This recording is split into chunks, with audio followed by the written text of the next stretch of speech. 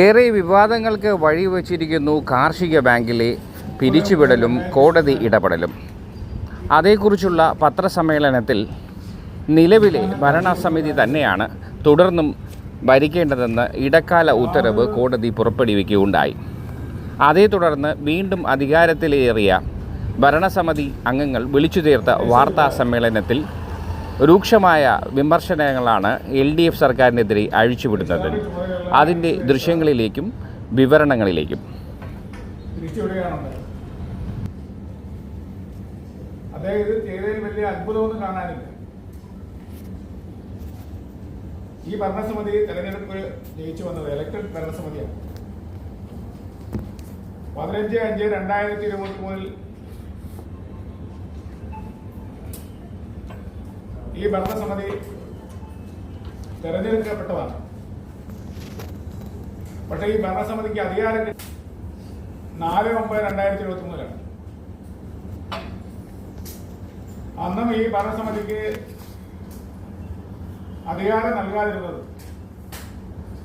അന്ന് അഡ്മിനിസ്ട്രേറ്ററുടെ ചുമതല വഹിച്ചിരുന്ന ഇപ്പോഴത്തെ അഡീഷണൽ രജിസ്ട്രാറുടെ ചുമതല വഹിക്കുന്ന അഡീഷണൽ രജിസ്ട്രാർ ജ്യോതി പ്രസാദ് അവർകളാണ്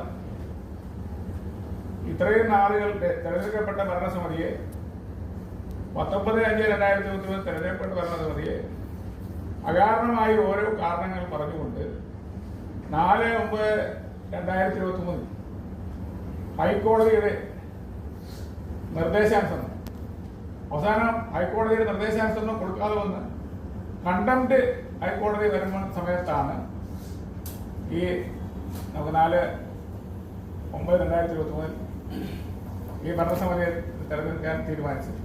അധികാരം തെരഞ്ഞെടുത്ത് കഴിഞ്ഞാൽ അധികാരം തീരുമാനിച്ചത്. ഇപ്പോഴാണെങ്കിൽ ഈ ഭരണസമിതി തെരഞ്ഞെടുത്തത് ഭരണസമിതി സഹകരണ നിയമാനുസരിച്ച് തെരഞ്ഞെടുപ്പിൽ ഭൂരിപക്ഷ അടിസ്ഥാനത്തിൽ തെരഞ്ഞെടുത്ത് വന്നു കഴിഞ്ഞാൽ 5 വർഷത്തേക്കാണ് ഭരണസമിതിയുടെ കാലാവധി. 5 വർഷത്തേക്ക് കാലാവധി നിലനിൽക്കുമ്പോൾ ഭരണസമിതിയിൽ ഭൂരിപക്ഷം ഉള്ളപ്പോൾ ഇപ്പോൾ നിലവിൽ 11 UDF അംഗങ്ങളും 3 LDF അംഗങ്ങളും മാത്രമാണ് ഭരണസമിതി തെരഞ്ഞെടുക്കപ്പെട്ട ഭരണസമിതി അംഗങ്ങൾ. ആ തെരഞ്ഞെടുക്കപ്പെട്ട ഭരണസമിതി അംഗങ്ങളെയാണ് അകാരണമായി ഭരണസ്തംഭനം എന്ന പേരിൽ പിരിച്ചുവിട്ടിരിക്കുന്നത്. അതങ്ങനെയാണ് 27-ാം തീയതി ഭരണസമിതിയുടെ യോഗം കൂടിയിട്ടുണ്ട്. ആ ഭരണസമിതി യോഗം കൂടിയതിൽ ഈ പറഞ്ഞ 3 LDF അംഗങ്ങൾ പങ്കെടുത്തതാണ്.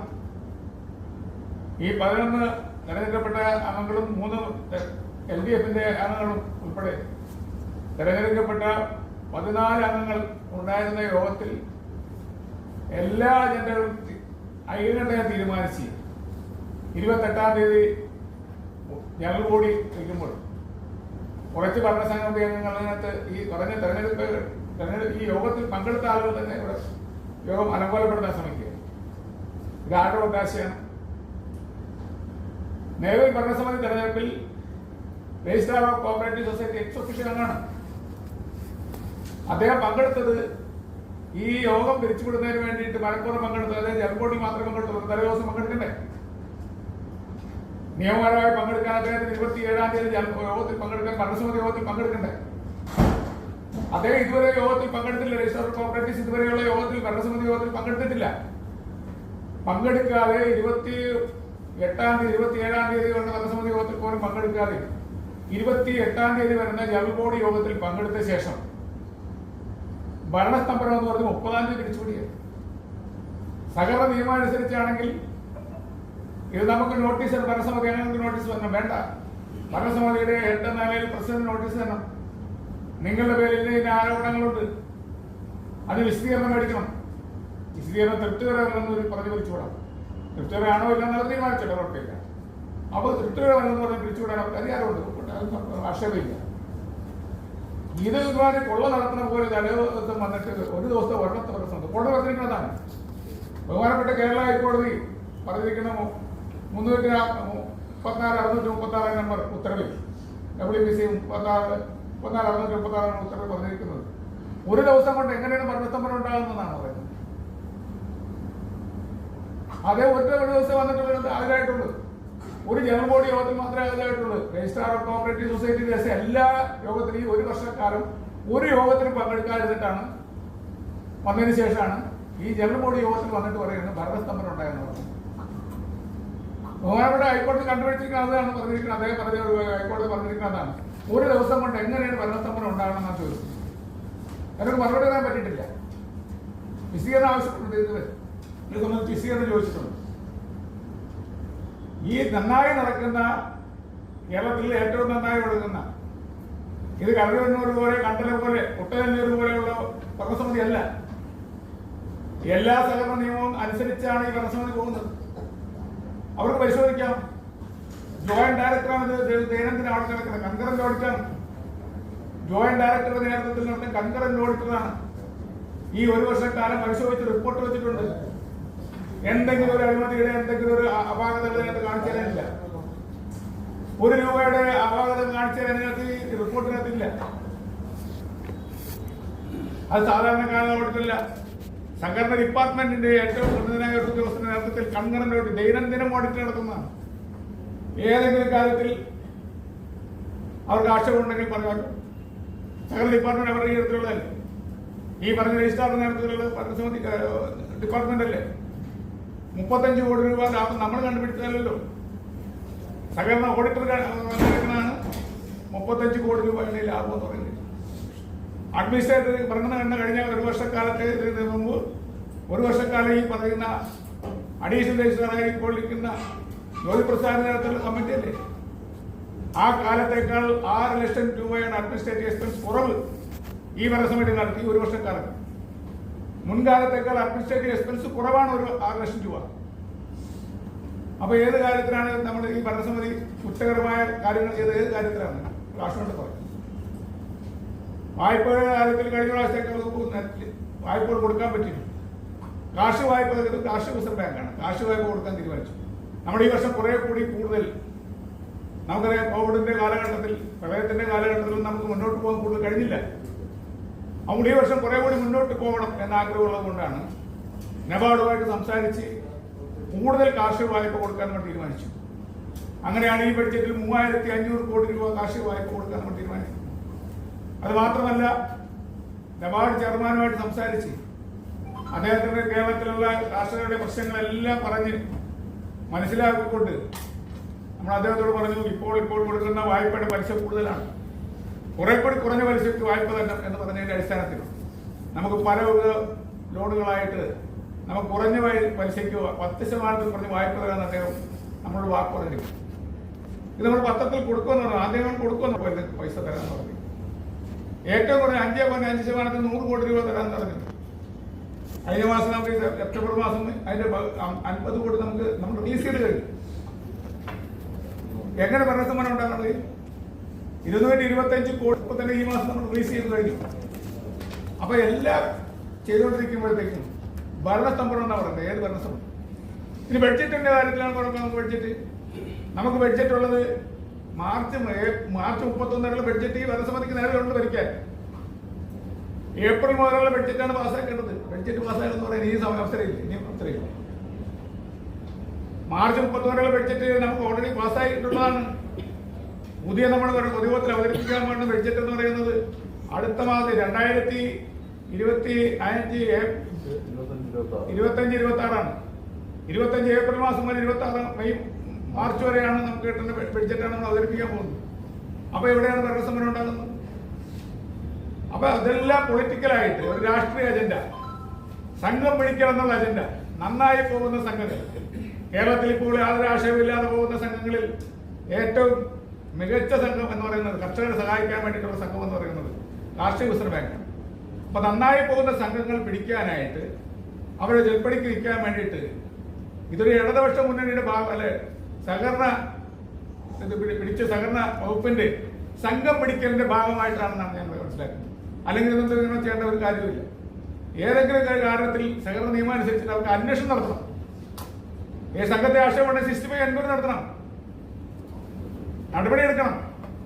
സിസ്റ്റേറ്റ് എൻക്വയറി പ്രകാരം സർചാർജ് ചെയ്യണം.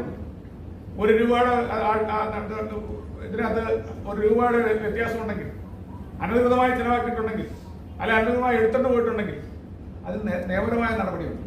ആ നിയമപരമായ ഒരു നടപടിയും സ്വീകരിക്കാതെ ഒരൊറ്റ അജണ്ട, പൊളിറ്റിക്കൽ അജണ്ടയാണ്.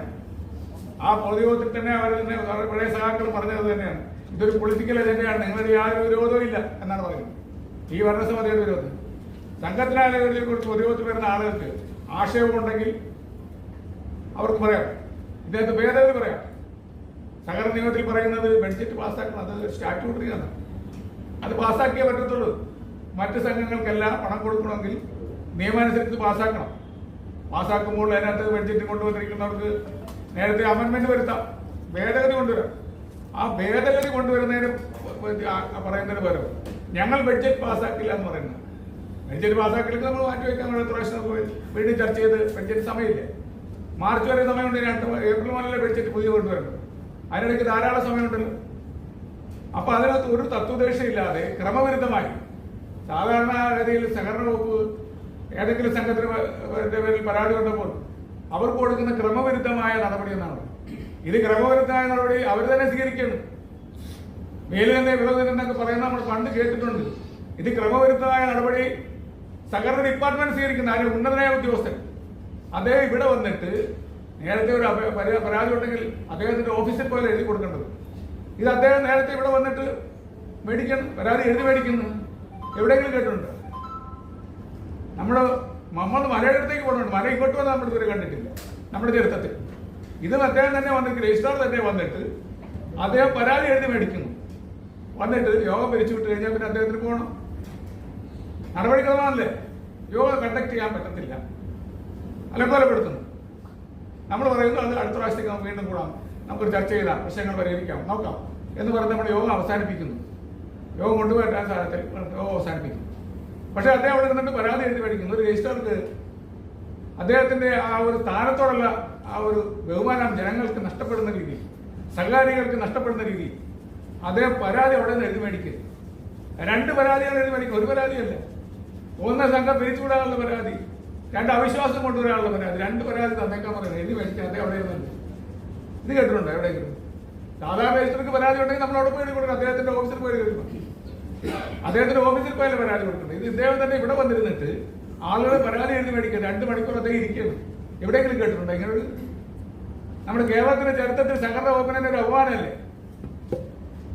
സഹകരണ വകുപ്പിന് സഹകരണ മന്ത്രിക്ക് തന്നെ അപമാനമല്ലേ ഇങ്ങനെ ചെയ്യുന്നു? സഹകരണ വകുപ്പിന് അപമാനമല്ലേ? ഇത്തരം നടപടികളാണ് നമ്മൾ ഹൈക്കോടതിയിൽ ചോദ്യം ചെയ്തത്. ബഹുമാനപ്പെട്ട ഹൈക്കോടതിക്ക് ശരിയായി ബോധ്യപ്പെട്ടിട്ടുണ്ട്. അവർ ഹൈക്കോടതി പറഞ്ഞിരിക്കുന്നത് അതാണ്, ഏതെങ്കിലും ഒരു ദിവസം കൊണ്ട് മരണത്തപ്പരം ഉണ്ടാകണം എങ്ങനെയാണ്? അത് അതിനകത്ത് എഴുതിയിരിക്കുന്നത് നമുക്ക് എനിക്കാണ് ഇതുവരെ ഓർഡർ തന്നിട്ടില്ല. നിലവിലുള്ള ഭരണസമിതിക്ക് ഈ ഇരിക്കുന്ന ഭരണസമിതി ഞങ്ങളാണുള്ളത്, ഇലക്ടഡ് ഭരണസമിതിയാണ്. അല്ലാതെ ആരും മൂളിയിൽ നിന്ന് വന്ന ഭരണസമിതിക്കാരല്ല, മൂങ്ങി ഇറങ്ങി വന്ന ഭരണസമിതിക്കാരല്ല, ഇലക്ടഡ് ഭരണസമിതിക്കാരാണ്. ഈ ഭരണസമിതി ഞങ്ങളോ എനിക്കോ ഒരു പ്രസിഡന്റ് എന്ന് പറഞ്ഞാലേ നേരത്തെ പറഞ്ഞ പോലെ നോട്ടീസ് തന്നെ നമ്മളെ കേട്ടിട്ട് വേണം തിരിച്ചു വേണ്ട. അവരുടെ അധികാരം ഇരിക്കല്ലേ രജിസ്ട്രാറി നമ്മളെ പിരിച്ചുവിട്ടിരിക്കുന്നു, നമുക്കൊരു കടലാസ് ശേഷം തരണ്ടേ?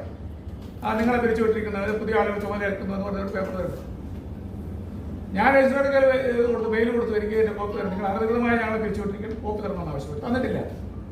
അന്ന് തന്നെ ഈ വിവരറിഞ്ഞ് 30-ാം തീയതി തന്നെ അദ്ദേഹത്തിന് മെയിൽ കൊടുത്തു.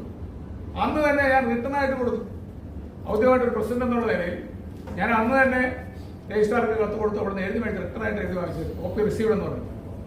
ഈ സമയം വരെ നിങ്ങളുമായിട്ട് മാധ്യമത്തിലെ പ്രിയപ്പെട്ട ആളുകളുമായിട്ട് സംസാരിക്കുന്നവരെ ഈ സമയം വരെ നമുക്ക് നമ്മുടെ കുറേ നമ്മുടെ ഉദ്യോഗസ്ഥന്മാർക്ക് ആദ്യത്തെ 2 ദിവസത്തെ ഇത് നേരത്തെ പറഞ്ഞത് ഇരുളിന്റെ പറവിലാണ്.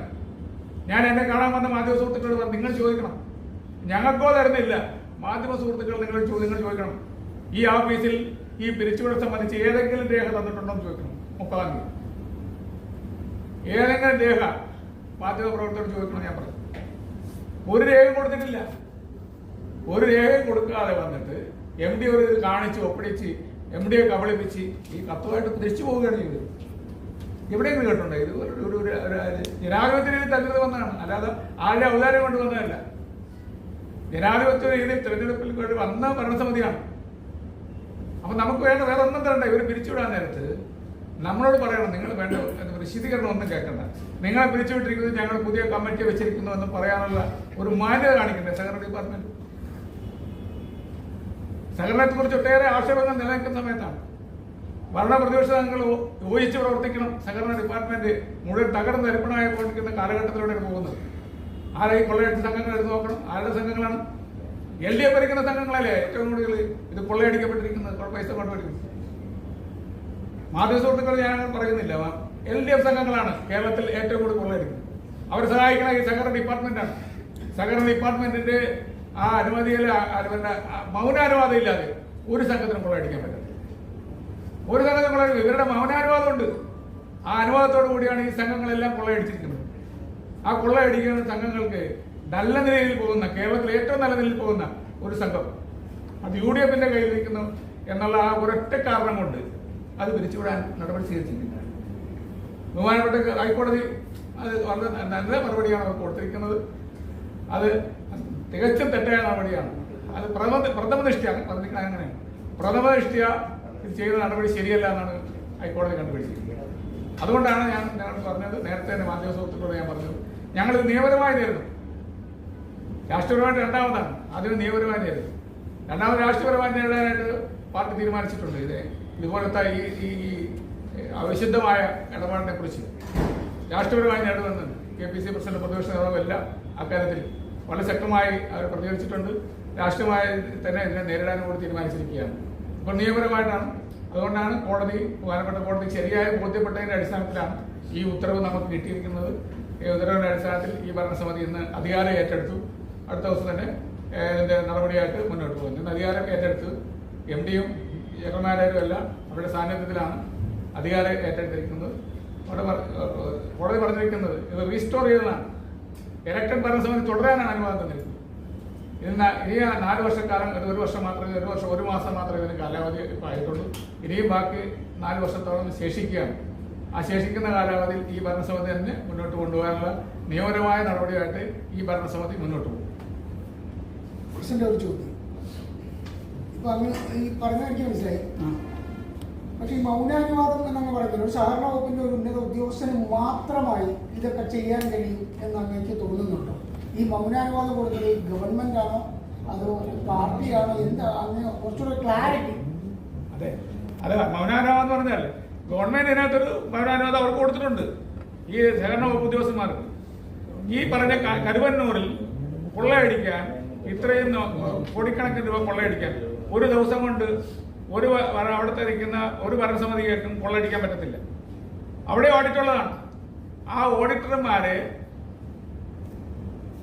അവർക്ക് വേണ്ട ഒത്താശ നേരത്തെ കൊള്ളയടിക്കാനുള്ള ഒരു സൗകര്യം ചെയ്തു കൊടുത്തതിന്റെ അടിസ്ഥാനത്തിലാണ് അത് നടന്നിട്ടുള്ളത്. അല്ലാതെ ഒരു ഉദ്യോഗസ്ഥനും ഇത്രയും വലിയ തുക ഡിപ്പാർട്ട്മെന്റ് അറിയാതെ ചെയ്യാൻ പറ്റത്തില്ല. അങ്ങനെയാണെങ്കിൽ നിങ്ങൾ സംശയിക്കുന്നത് 35 കോടി രൂപയിലധികം ലാഭമുള്ള ഒരു ബാങ്കാണിത്. അത് തന്നെയാണ് നിങ്ങൾ ഉദ്ദേശിക്കുന്നത്? കഴിക്കാനാണ്. അതിന് ഞങ്ങൾ സംശയിക്കുന്നത് തെറ്റുള്ളത്. ആ 35 കോടി രൂപ ലാഭക്കൊതിയന്മാരാണ് ഇത് പിരിച്ചുവിടാൻ ഉദ്ദേശിക്കുന്നത്. ലാഭക്കൊതിയാണ് ഉദ്ദേശിക്കുന്നത്. എല്ലാ റിസർവുകളും വെച്ചിട്ടാണ്. നമുക്കറിയാം, ഈ ഗവൺമെന്റ് നമുക്ക് പ്രളയം വന്ന് നമ്മൾ കൊടുത്തു 1 കോടി രൂപ കൊടുത്തു. മറ്റേ കോവിഡ് വന്നു, അന്നേരം കൊടുത്തു 1 കോടി രൂപ. ഇപ്പോൾ നമ്മുടെ വയനാട് ദുരന്തം വന്നപ്പോൾ 50 ലക്ഷം കൊടുത്തു. നമ്മൾ 1,05,00,000 രൂപ നമ്മൾ റൈറ്റ് ഓഫ് ചെയ്യാൻ എഴുതി വെച്ചിരിക്കുന്നു. ബഡ്ജറ്റിൽ പ്രൊവിഷൻ വെച്ചിരിക്കുന്നത്. ഭരണസഭ തീരുമാനിച്ചു കഴിഞ്ഞു. ഉടൻ തന്നെ ഭരണസഭ തീരുമാനിച്ചു. അപ്പൊ നമുക്ക് പ്രതിബദ്ധതയുണ്ട്, ജനങ്ങളുടെ പ്രതിബദ്ധതയുണ്ട്, ബാങ്കുകളുടെ പ്രതിബദ്ധതയുണ്ട്. അതായത് നമ്മൾ വന്നു കഴിഞ്ഞാൽ നമുക്ക് ബഡ്ജറ്റിൽ നമ്മൾ പ്രൊവിഷൻ വെച്ചിരിക്കുകയാണ്. അത് നമ്മൾ ഗവൺമെന്റ് അക്കാര്യത്തിൽ ഇവിടെ ഒരു രൂപ പോലും ഗവൺമെന്റ് ഷെയർ ഇല്ല. നമ്മുടെ ഇവിടെ ഉണ്ടായിരുന്ന ഗവൺമെന്റ് ഷെയർ മുഴുവൻ മറ്റേ സാമ്പത്തിക പ്രതിസന്ധി എന്ന് പറഞ്ഞ് ഗവൺമെന്റ് പിൻവലിച്ചുകൊണ്ട് പോയി. ഗവൺമെന്റ് ഒരു പൈസ പോലും ഗവൺമെന്റ് ഷെയർ ഇവിടെ ഇല്ല, ഈ ബാങ്കിലില്ല. ഈ വയനാട് ലോൺ റൈറ്റ് ഓഫ് ചെയ്യുന്നത് സംബന്ധിച്ച് ഞങ്ങൾ തീരുമാനം എടുത്താണ്. ഭരണസമിതി എടുത്ത് നമുക്ക് ഇത്ര വലിയ തുകയായതുകൊണ്ട് ഇതിനകത്ത് ബഡ്ജറ്റ് പ്രൊവിഷൻ വെക്കണം. അപ്പൊ നമ്മളതിനകത്ത് പറഞ്ഞ് ബഡ്ജറ്റിൽ ഇത്രയും നല്ല സഹായിക്കേണ്ടത് ബാധ്യതയാണ്. ആളുകളില്ലാതെ കിടപ്പാടം നഷ്ടപ്പെട്ടു, ഭൂമി വരെ എല്ലാം ഒലിച്ചുപോയി. അതുകൊണ്ട് ഒരു മാനുഷിക പരിഗണന വെച്ചിട്ട് നമ്മൾ നബാർഡിനടുത്ത് നമ്മൾ പണം ചോദിച്ചു കുറച്ച് പൈസ. ഒരു OTS പദ്ധതി പോലെ, OTS സാധാരണഗതി നമ്മൾ OTS നടപ്പാക്കുമ്പോഴത്തേക്ക് നമ്മൾ ഇളവ് കൊടുക്കുന്ന പ്രൈമറി ബാങ്കുകൾ 100 രൂപ കൊടുത്താൽ അതിൽ 50 രൂപ നമ്മൾ ഫൈനാൻസ് ചെയ്യുന്ന സ്ഥാപനം എന്നുള്ളതിൽ ആ ഇളവ് കൊടുക്കുമ്പോൾ അതിന്റെ പകുതി നമ്മൾ കൊടുക്കും. സംസ്ഥാന കാർഷിക വികസന ബാങ്ക് കൊടുക്കും. പ്രൈമറി ബാങ്കിൽ നിന്ന് ഇളവ് കൊടുക്കുന്ന അതിന്റെ പകുതി അവർക്ക് കൊടുക്കാറുണ്ട്, നമ്മൾ കൊടുക്കും. എന്ന് പറഞ്ഞാൽ നബാർഡിന്റെ ഫൈനാൻസിലാണ് നടക്കുക. ഈ ബാങ്ക് നടക്കുന്ന നബാർഡ് ഒറ്റ ഏജൻസി മാത്രമേ ഉള്ളൂ. നമ്മൾ നബാർഡിന്റെ ഫൈനാൻസ് മാത്രമേ ഉള്ളൂ. അപ്പോൾ ആ ഫൈനാൻസ് ഉള്ളതുകൊണ്ട് നമ്മൾ അവാർഡിനോട് ചോദിച്ച് ബോംബെയിൽ പോയി അദ്ദേഹത്തെ ആസ്ഥാനത്ത് വെച്ച് കണ്ടു, ചെയർമാനുമായിട്ട് കണ്ട് സംസാരിച്ച് നമുക്ക് അതിൻ്റെ 50% തരണമെന്ന്, 50% നമുക്ക് തരണമെന്ന് പറഞ്ഞു. അപ്പോൾ അദ്ദേഹം പറഞ്ഞത് മുഴുവൻ നമുക്ക് പറയാൻ പറ്റത്തില്ല. ഈ പറഞ്ഞ ആളുകൾ മരിച്ചതിൻ്റെ പൈസയും തുണി കച്ചവടം നടത്തിയതിൻ്റെ പൈസയും ഭക്ഷണം കൊടുത്തതിൻ്റെ പൈസയും കള്ളക്കണക്കെഴുതി പറയാതെ അവർ പറയണ കാർഷിക വികസന ബാങ്കിലെ അവിടുത്തെ ബാങ്കിൽ 5 കോടി രൂപ അല്ലെങ്കിൽ 100 കോടി രൂപ ഉണ്ട്, അത് എഴുതി തരണമെന്ന് പറഞ്ഞാൽ കേന്ദ്ര ഗവൺമെന്റിൽ നിന്ന് പണം കിട്ടും. നമ്മുടെ കാർഷിക വികസന ബാങ്കിൽ നിന്ന് മാത്രമല്ല, അവിടുത്തെ പ്രൈമറി ബാങ്കിൽ നിന്നും കേരള ബാങ്കിൽ നിന്നും ഒക്കെ എടുത്തിട്ടുള്ള പൈസ, പാവപ്പെട്ട കർഷകർ എടുത്ത പൈസ അവർക്ക് ഈടാക്കാൻ നിവർത്തിയില്ലെങ്കിൽ അത് റൈറ്റ് ഓഫ് ചെയ്യണമെന്ന് പറഞ്ഞാൽ ഈസി ആയിട്ട് കൊടുക്കും. പക്ഷേ സർക്കാർ പറഞ്ഞാൽ അതല്ല.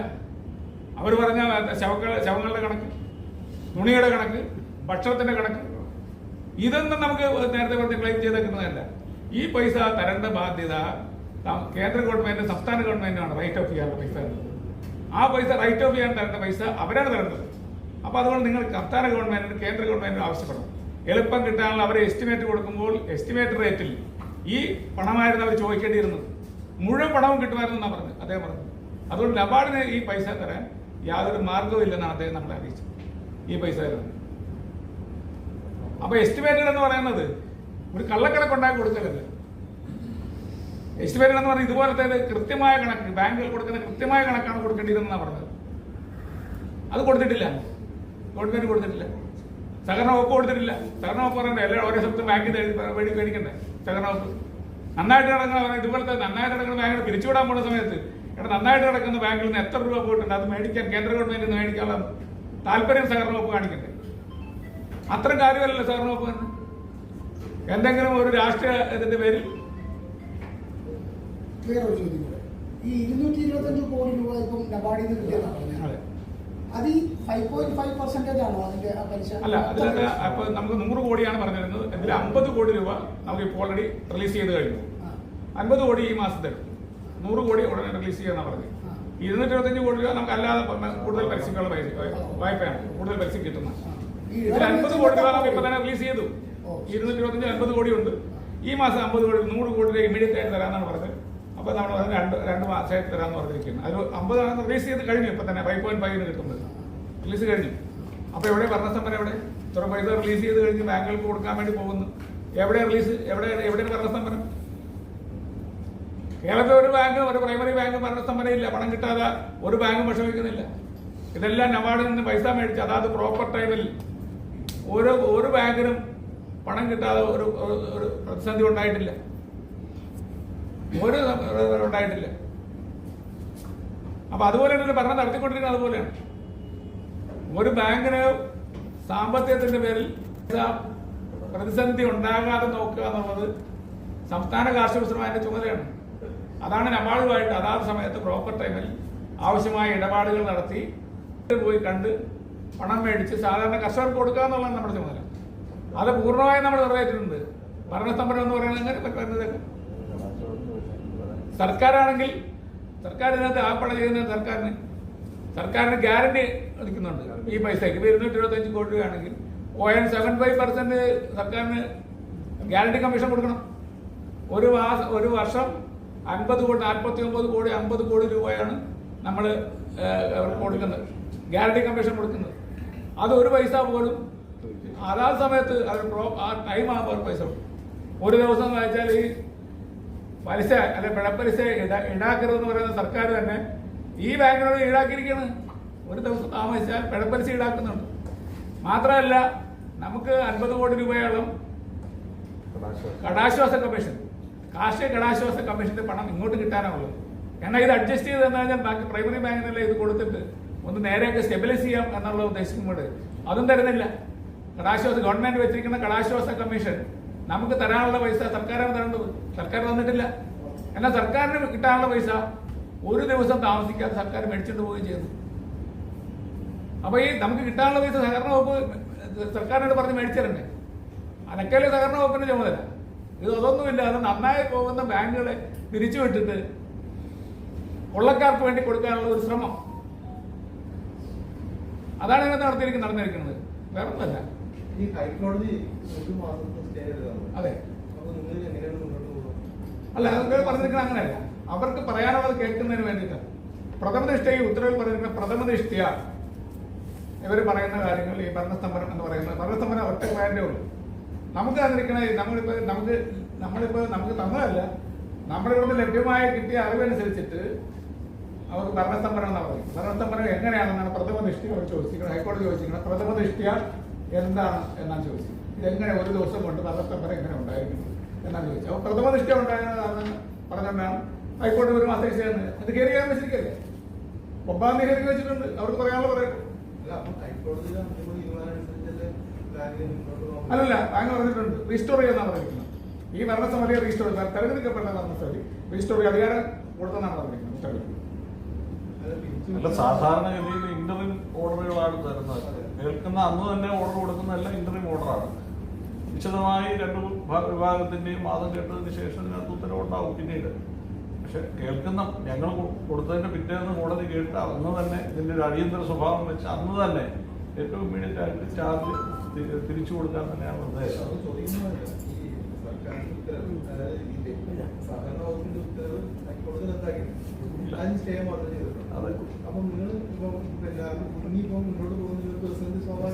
അല്ല, ഇതിപ്പോ ഞങ്ങൾ രജിസ്ട്രാറിനൊന്ന് പരാതി എഴുതി വാങ്ങിക്കുന്നു പറയുന്നത് ഇപ്പൊ ബജറ്റ് പാസ്സാകാത്തതുകൊണ്ട് ഭരണസ്തംഭനം ഇവിടെ ഉണ്ട് എന്നുള്ള പരാതിയാണ് എഴുതി വാങ്ങിയിട്ട് പോയത്. അപ്പം അത് നിലനിൽക്കുകയാണ്. അപ്പൊ ഈ ഒരു പ്രതിനിധിയെ എങ്ങനെയാണ് അല്ല, അതാണ് ഈ 2 വിഷയം കോടതിയുടെ ശ്രദ്ധപ്പെടുത്തി കോടതിക്ക് മനസ്സിലായി ഇതിന്റെ പേരിൽ ഒരു ഭരണസ്തംഭനം ഇല്ല, അത് ഏറ്റവും പെട്ടെന്ന് തെരഞ്ഞെടുക്കപ്പെട്ട സമിതിക്ക് ഭരണം തിരിച്ചു കൊടുക്കണം.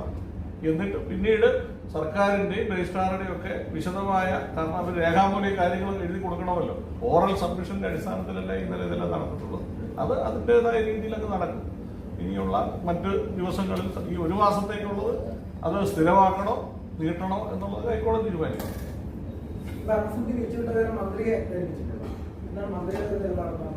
മന്ത്രി അറിയാതെ നടക്കും. ഞങ്ങൾ മന്ത്രിക്കല്ല, ഞങ്ങൾ കോടതിക്കാണ് പരാതി കൊടുത്തത്. ഈ കഴിഞ്ഞ പത്രസമ്മേളനത്തില് പ്രസിഡന്റ് ഈ 7% താഴെ പലിശയ്ക്കൊക്കെ നിങ്ങൾ എന്തൊക്കെ വായ്പ കൊടുക്കുമെന്നൊക്കെ പറഞ്ഞിരുന്നു. അതിനുശേഷമാണ് ഈ പ്രശ്നങ്ങളൊക്കെ ഉണ്ടായതും നിങ്ങളുടെ ഭരണം പോയതും ഇപ്പൊ സ്റ്റേ വന്നിരിക്കുന്നതൊക്കെ. നിങ്ങൾക്ക് 2ാമത് ചാർജ് എടുത്ത സ്ഥിതിക്ക് ഇനി അതേ വായ്പ പദ്ധതികളൊക്കെ വായ്പ പദ്ധതികളും അതിന്റെ പ്രോസസ് ചെയ്ത് അതിന്റെ പ്രോജക്റ്റ് എല്ലാം കൊണ്ട് നീങ്ങിക്കൊണ്ടിരിക്കുകയല്ലേ. അത് ഭരണം പോയാലും ഭരണം പോയില്ലെങ്കിലും ജനങ്ങളോടുള്ള പ്രതിബദ്ധത ഞങ്ങൾക്കുണ്ട്. ഭരണത്തോടുള്ള പ്രതിബദ്ധത, ജനങ്ങളുടെ പ്രതിബദ്ധതയാണ്, കർഷകരുള്ള പ്രതിബദ്ധതയാണ്. അപ്പൊ കുറഞ്ഞ പലിശനിരക്കിൽ കിട്ടുന്ന വായ്പകൾ നബാർഡിൽ നിന്ന് വാങ്ങിച്ച് കർഷകർക്ക് കൊടുക്കുക എന്നുള്ളതാണ്. അതിപ്പോ നാളെ ഈ ഭരണം പോയെന്ന് വിചാരിച്ചിട്ട് ആ പണം കിട്ടാതിരിക്കുന്നില്ല. ആ പണം കിട്ടുന്നതിനുള്ള എല്ലാ നടപടികളും സ്വീകരിച്ചിട്ടാണ് ഞങ്ങൾ നിൽക്കുന്നത്.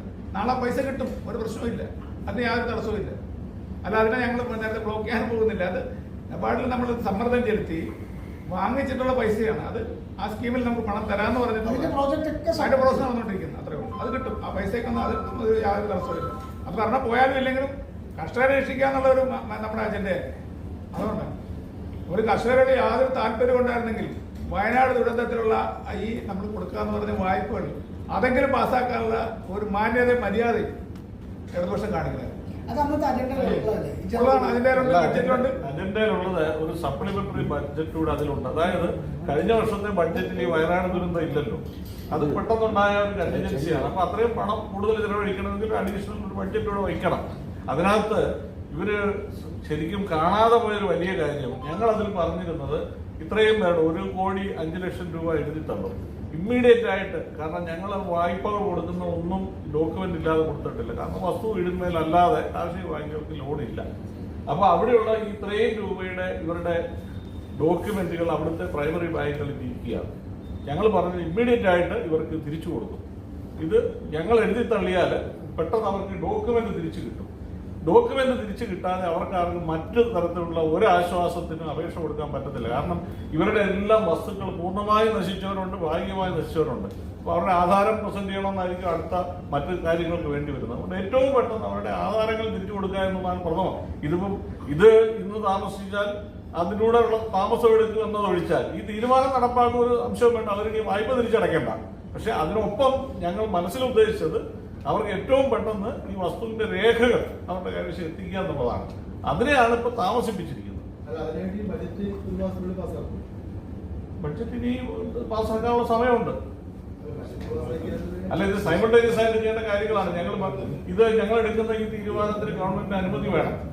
ഈ ബാങ്ക് എന്തൊരു ചെലവഴിച്ച് ഇവിടെ കെട്ടിടം പണിയണമെങ്കിലും രജിസ്ട്രാർഡ് അനുമതി വേണം. ഞങ്ങൾ ഈ തീരുമാനം എടുത്ത് സർക്കാരിന് അനുമതിക്കായി കൊടുത്തിട്ടുണ്ട്. ഇതൊരു സാങ്കേതികമായ കാര്യമാണ്. ഇതിലത്തെ ബഡ്ജറ്റിലേക്ക് ഉൾപ്പെടുത്തുക എന്നുള്ളത്. അത് ഈ വർഷം ഉൾപ്പെടുത്തിയിട്ട് അടുത്ത ബഡ്ജറ്റിലാണെങ്കിലും വരും. അപ്പോൾ അതിന് കുഴപ്പമൊന്നുള്ള കാര്യം. അവര് ഈ കോടതി ഉത്തരവ് പ്രകാരം ഇത് നിങ്ങൾ വീട് പുറപ്പെടുവിച്ചപ്പോൾ അവരുടെ നിലപാടെന്താണ്? അവരിതിൽ ഇന്ന് വന്നിട്ടുണ്ടോ? അവരും അല്ല, അവരുടെ ആ ബാങ്ക് നമുക്ക് എഴുതണമല്ലോ.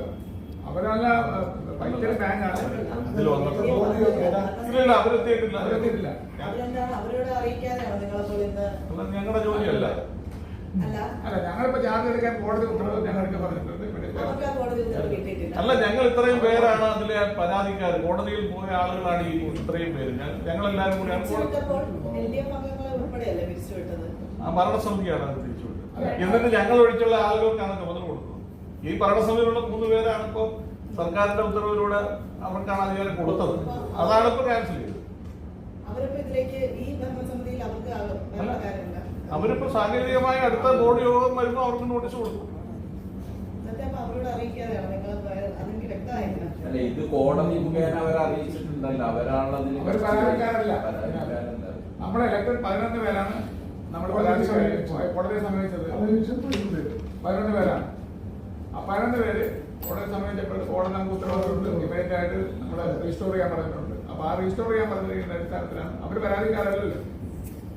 അപ്പൊ നമ്മൾ പരാതിക്കാരെ റീസ്റ്റോർ ചെയ്യാൻ പറഞ്ഞിരിക്കുന്ന അതനുസരിച്ച് നമ്മൾ വരണം. പിന്നെ യഥാർത്ഥത്തിൽ പറഞ്ഞു കഴിഞ്ഞാൽ അവർ ഗവൺമെന്റ് വെച്ചിരിക്കുന്ന ഈ രജിസ്ട്രാർ വെച്ചിരിക്കുന്ന ഭരണസമിതി അംഗങ്ങളിൽ 3 പേര് 2 പേര് ഡിസ്ക്വാളിഫൈഡാണ് ഓൾറെഡി. ഹൈക്കോടതിയുടെ ഉത്തരവനുസരിച്ച് നിലവിലുണ്ടായിരുന്ന ഒരു സ്റ്റാറ്റ്യൂട്ടറി നിയമം അനുസരിച്ചിട്ട് 2 പേര് ഗവൺമെന്റ് 3 പേര് സർക്കാർ വെച്ചിട്ടുണ്ട്. നിലവിലുണ്ടായിരുന്ന ഭരണസമിതി അംഗങ്ങൾ 3 പേരാണ് അഡ്മിനിസ്ട്രേറ്റീവ് കമ്മിറ്റി ആയിട്ട് വെച്ചത്. അതിൽ 2 പേര് യഥാർത്ഥത്തിൽ സർക്കാരിന്റെ ഈ ഉത്തരവനുസരിച്ച് 2 പേര് ഡിസ്ക്വാളിഫൈഡാണ്. അതായത് ഒരാൾ മാത്രമേ അതിനകത്ത് ഇലക്ടഡ് മെമ്പറുള്ളൂ. ബാക്കി 2 പേര് ഗവൺമെന്റ് നോമിനികളാണ്. അവർ നിലവിൽ ഉള്ള ഭരണസമിതി തെരഞ്ഞെടുപ്പിൽ പരാജയപ്പെട്ടവരാണ്. 2023 തെരഞ്ഞെടുപ്പിൽ 15/5/2003 തെരഞ്ഞെടുപ്പിൽ അവർ പരാജയപ്പെട്ടവരാണ് 2 പേര്. അവരെ ഗവൺമെന്റ് നോമിനിയായിട്ട് വെച്ച് അവരെ ഗവൺമെന്റ് നോമിനായിട്ട് ആ ഗവൺമെന്റ് നോമിനി ഇപ്പോൾ ഈ അഡ്മിനിസ്ട്രേറ്റീവ് കമ്മിറ്റിയിൽ വന്നത് അവർക്ക് ഡിസ്ക്വാളിഫിക്കേഷൻ യഥാർത്ഥത്തിലുള്ളതാണ്. ഒരാൾ മാത്രമേ അതിനകത്ത് ഇലക്ടഡുള്ളൂ. 2023 വന്ന തെരഞ്ഞെടുപ്പിൽ ഇലക്ടഡ് മെമ്പർ എന്ന് പറഞ്ഞ ഒരാളെ ഉള്ളൂ. ഞങ്ങളെല്ലാവരും ജയിച്ച തെരഞ്ഞെടുപ്പിൽ തോറ്റ ആളുകളാണ്. അവര് ആ തോറ്റ ആളുകളെ ഈ കമ്മിറ്റിയിൽ വെച്ചിരിക്കുന്നു. അതായത് ഒരു ഏറ്റവും വലിയ പ്രത്യേകത. ശരിക്കും നിയമപരമായിട്ട് അത് തെറ്റാണ്. തെറ്റാണ് പിന്നെ ഈ പറയുന്ന ആള് ഈ നമുക്ക് വന്നിരിക്കുന്ന ഈ അഡീഷണൽ രജിസ്ട്രാർ എന്ന് പറയുന്ന ആള് തെറ്റ് മാത്രമേ സഹകരണ വകുപ്പ് ശരി ചെയ്യാനാണ് സാധാരണ നമ്മളൊക്കെ പഠിപ്പിക്കാറുള്ളത്. ഇത് തെറ്റ് ചെയ്യാനാണ് പഠിപ്പിച്ചിരിക്കുന്നത്. എല്ലാം തെറ്റായിട്ടാണ് ചെയ്തിരിക്കുന്നത്. നമ്മൾ സാധാരണ ശരി ചെയ്യാനാണ് പഠിപ്പിക്കുന്നത്. നമ്മൾ തെറ്റിയിട്ടുണ്ടെങ്കിലും തെറ്റാണ്, അത് ശരിയാണ് പഠിപ്പിക്കണമെങ്കിൽ ഇവർ തെറ്റ് ചെയ്യാനായിട്ട് പ്രയത്നിച്ചുകൊണ്ടിരിക്കുന്ന ഏറ്റവും അവസാനത്തെ ഉദാഹരണമാണ് ഈ കമ്മിറ്റി. ഈ തെരഞ്ഞെടുപ്പിൽ മത്സരിക്കാത്തവരെ